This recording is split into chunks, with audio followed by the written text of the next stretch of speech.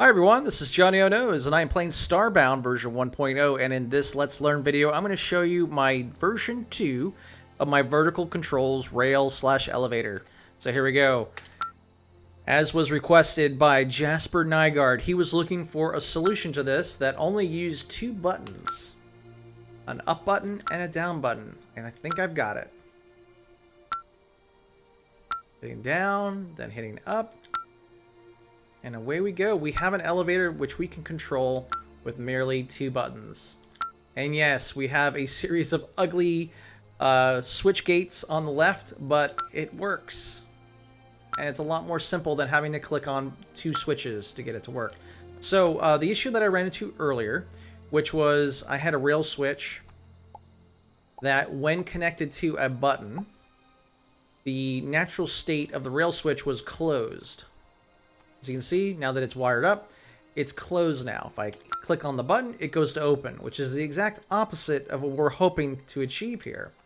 So whenever you run into a situation where things are behaving the opposite of the way you want, go ahead and throw down a not switch.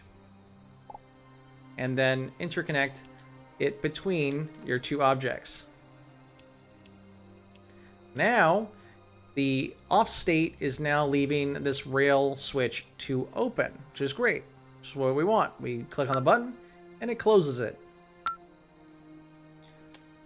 So after figuring that out, I was able to create this little system here, which uses the same functionality as before, where there are two rail switches accompanied by a rail stop in the middle.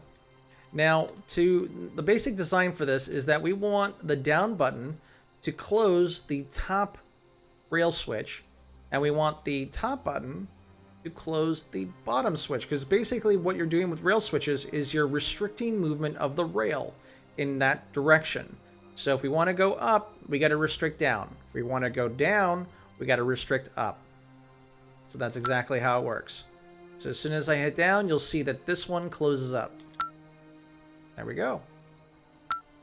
And couple that with the button turning on the rail stop, it basically goes, all right, I'm going, which way can I go? And if one side is closed, it will go to the other side. So let's go ahead and tear this down, and I will build it from scratch so you can see how it's done.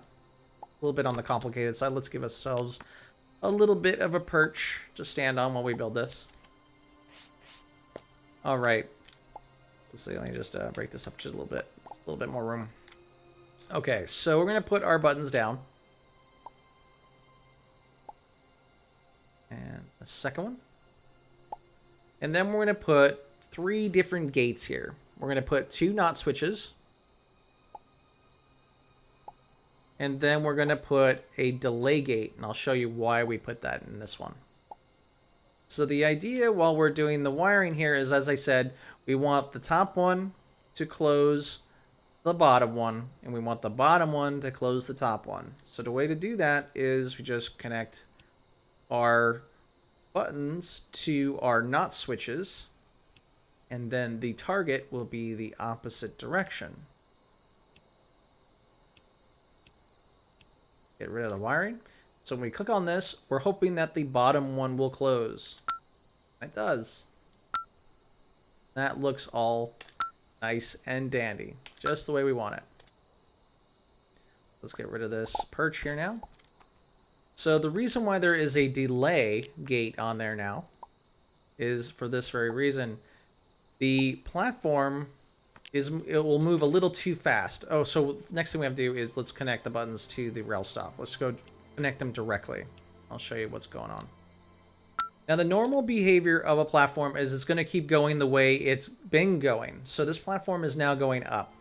So if I hit up, it doesn't seem to be giving us any problems. But I want to go in the opposite way, so the rail is now going down, so let's hit up. We're still going to go down.